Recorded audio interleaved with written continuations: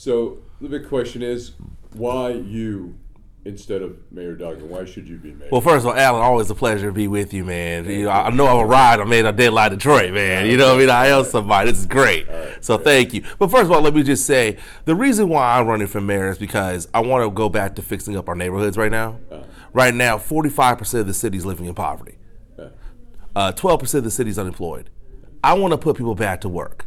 Whether it's jobs, we're building our roads. Is there a plan? Oh, yeah, absolutely. I'm getting to that right now. Whether it's our roads, whether it's our infrastructure, whether it's our waterways. I also want to use the contractual process to be able to give a lot of these small minority African-American businesses opportunities to be able to get jobs, to get contracts. I also want to make sure that we reduce regulations so that our small business owners can be able to start up again and start in these neighborhoods. I believe we have a mayor who has totally forgotten the people, totally forgot the neighborhoods, went into the people's houses, said what they wanted to hear. First, he had to learn what they wanted to hear. Then he said it to them, sweet talked them, said just like they wanted them to hear it. Then he got elected and forgot all about them. And now, that's why I'm running. Just recently, he announced a development in one of the neighborhoods. Right, just recently. Key term, just recently. And you think that's a political? Why did he do that for the 4 years that he was in office? Or do you think it's a little bit funny that just recently, after I announced, all of a sudden now he wants to be in the neighborhoods and do things to the neighborhoods? He should have done that beforehand. It should have took Coleman Young to run. And there's let me say this too. There's a reason. It's not by accident that I am running for this office at this time. I have never seen my father's legacy assaulted as it has been by this man. And I know you said that yesterday. Yes, with the and I mean it. Of people from his administration. Yes. When you talk about his legacy, what is Duggan doing that is contrary to your? My father said, Mike Duggan is giving away the water department. My father would have never done that. There is an open investigation into racism in the police department. My father fought for affirmative action in city government.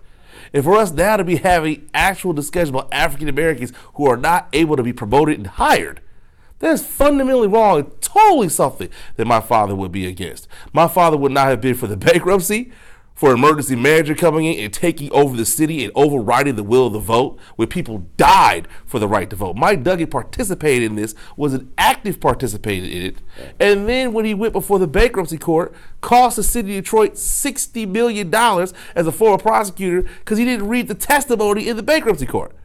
Would you have left us over to a $491 million pension hole? Now, what about Belle Isle?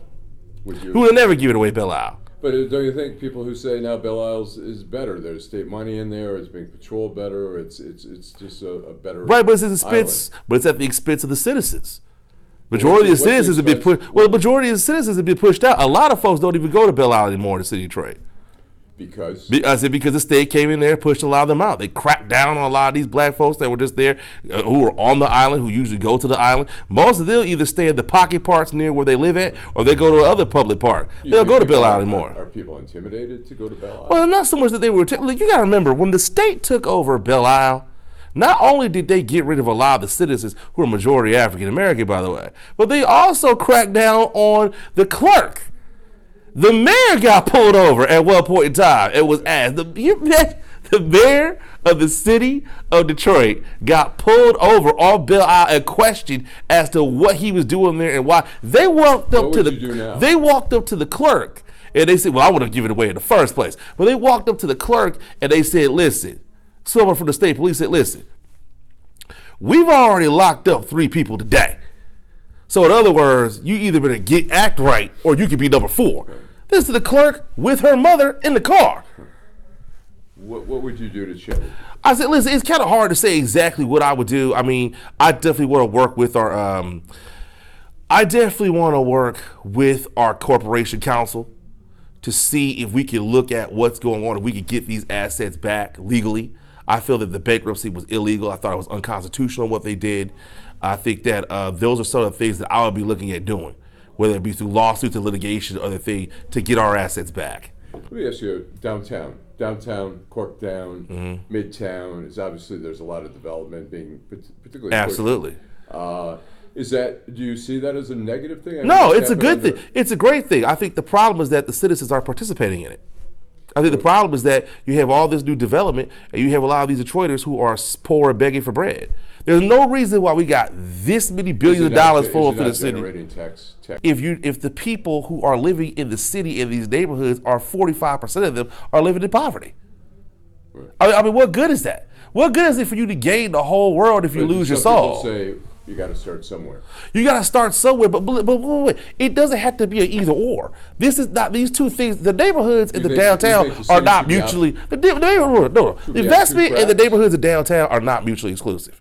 You can train Detroiters now, and have them be able to work these jobs in the city, in downtown, right now. There's no reason for that. That's why I support a community benefits agreement with a mandate that basically said that we have legally binding contracts between the developer and the community organization. That could be a labor organization, that could be schools, that could be churches, that could be block clubs, whatever the case may be, so that we can hold these folks accountable if they do not hire Detroiters. So your biggest case to the voters in terms of why they should replace Mike Duggan with you? He's completely forgotten about the neighborhoods. He's completely forgotten about the people. 45% of the citizens are living in poverty.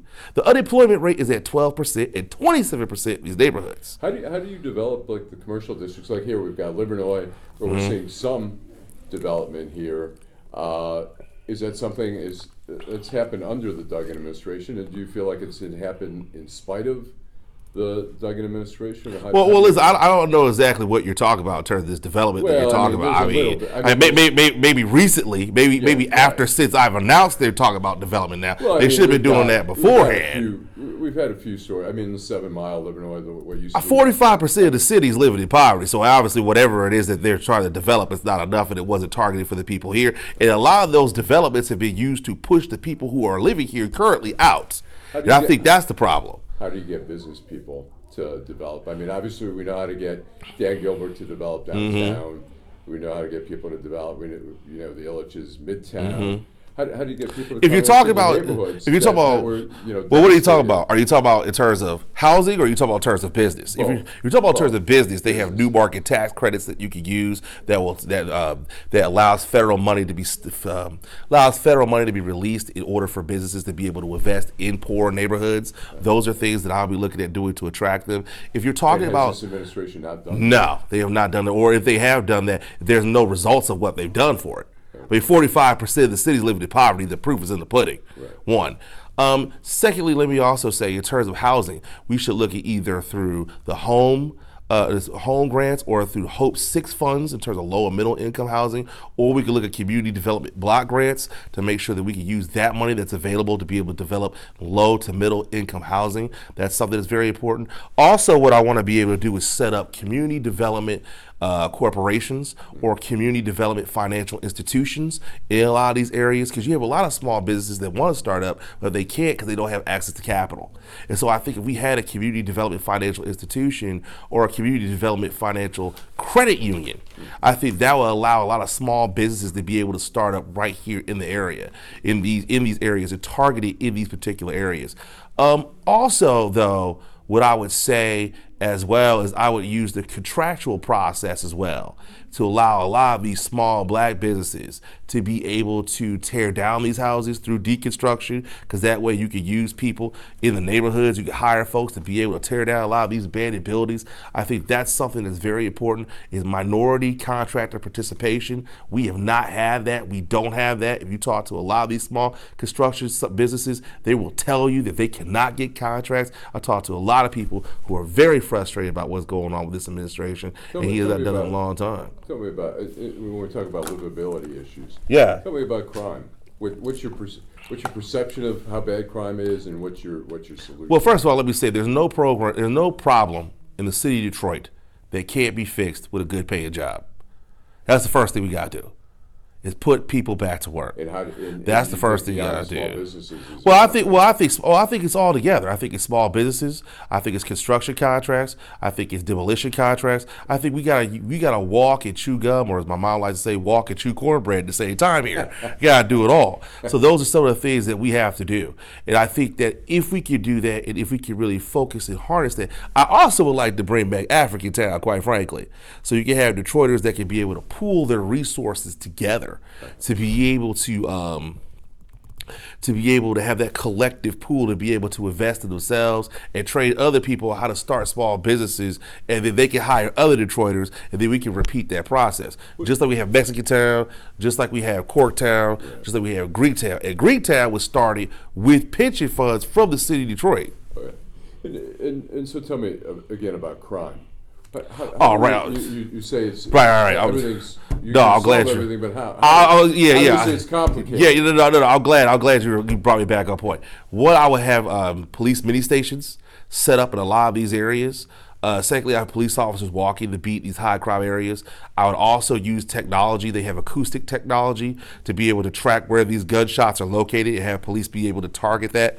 Well, I would also. I'm told that we have that, but didn't have the money to really respond to that. Well, that's why I believe spot shooters, I think. Spot technology. I think that's what we need to be able to work to see if we can work with our Congress people to be able to have grants, to be able to have grant writers so we can qualify for these grants for the federal government. That's something that we're going to have to rely on to be able to draw down those dollars to be able to start these programs.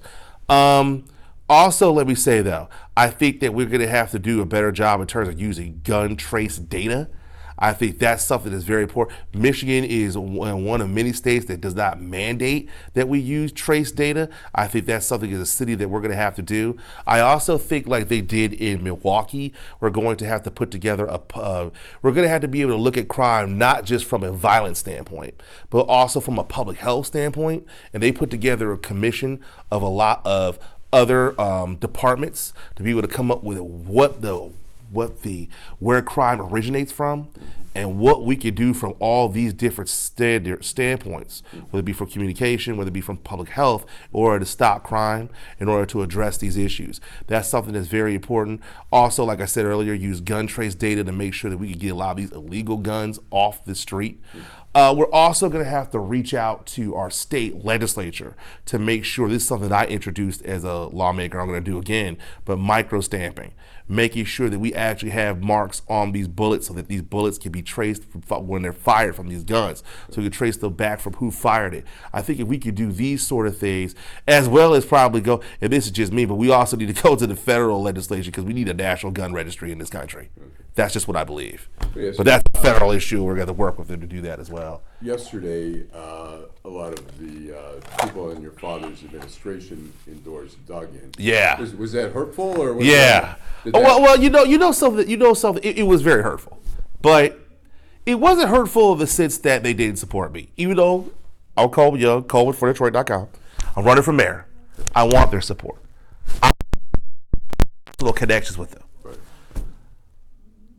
So it's that level. But honestly, what hurt me the most was the fact that they would endorse a man who is systematically destroying everything that my father stood for.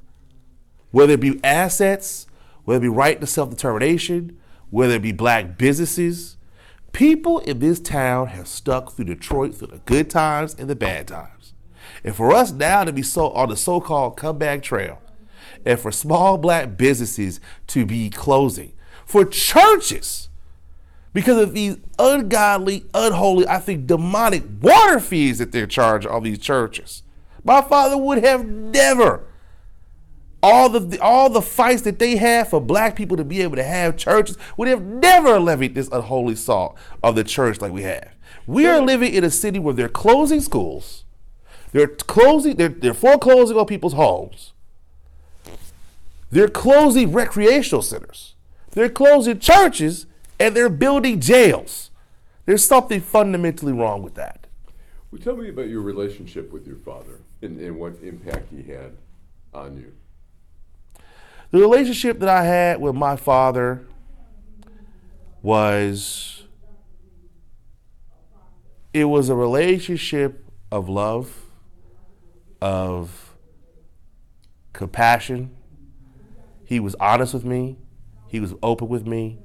He taught me to look a man in the eye, say what you mean what you say, leave a situation better than when you found it. And always, the purpose of your life is to serve other people. And how much time did you spend? I know you grew up primarily in... I spent a lot of time with him. We had a great relationship. You come here on... How did that work? You came here on the site in Sundays? Yeah. Well, look, I don't want to play too much of This Is Your Life, but sure. But yeah. Well, I think people are curious. Yeah, you know. You're I'm running a band, Yeah. I don't want to go too much into This Is Your Life, but yeah, I would visit him.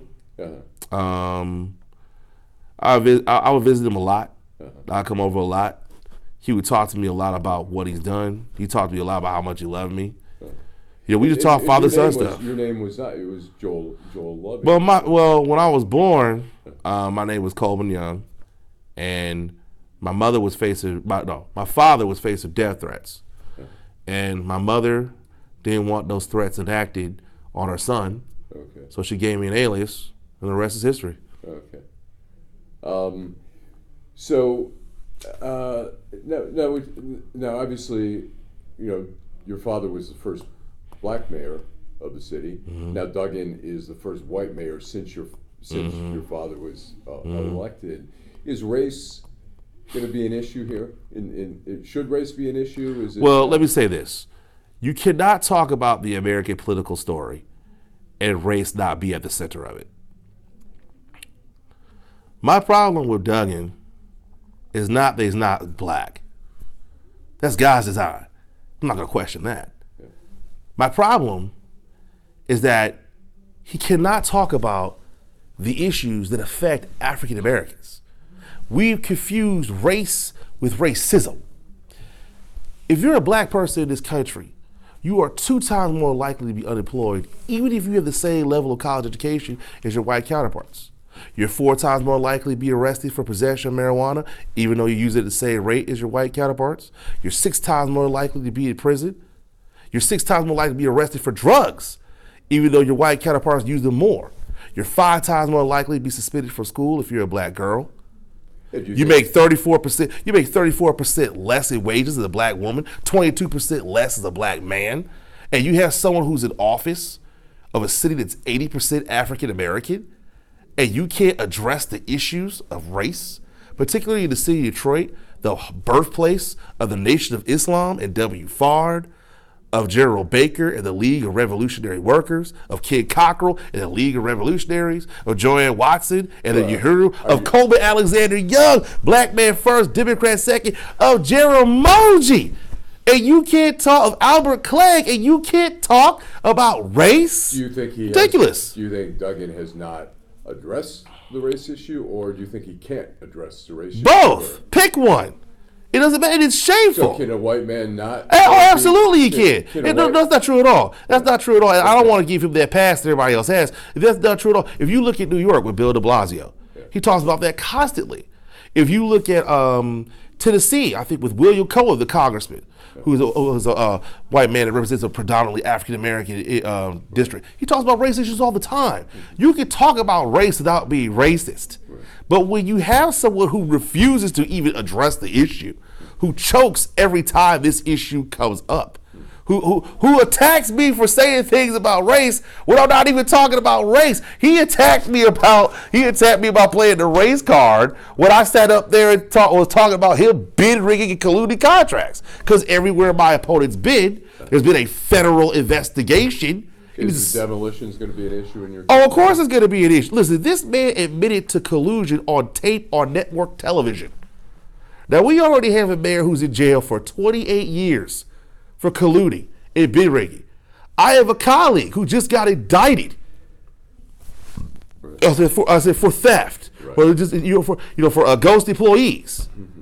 I can't believe that those 2 men can be indicted or in prison. And Mike Duggan admitted to a crime publicly on tape on network television, and he's still up and walking around. Something's fundamentally wrong with that picture, Alan.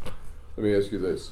In Little Caesars Arena, there are people who are critical of that, saying too much taxpayer money is going for billionaires who are buying these stadiums. Yeah.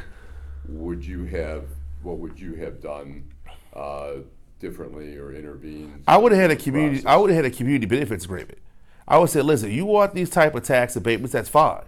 But one, we need to hire Detroiters at 51%, or no, I would say hire 55 or 60. And did they not have that? No, they only hire 33%.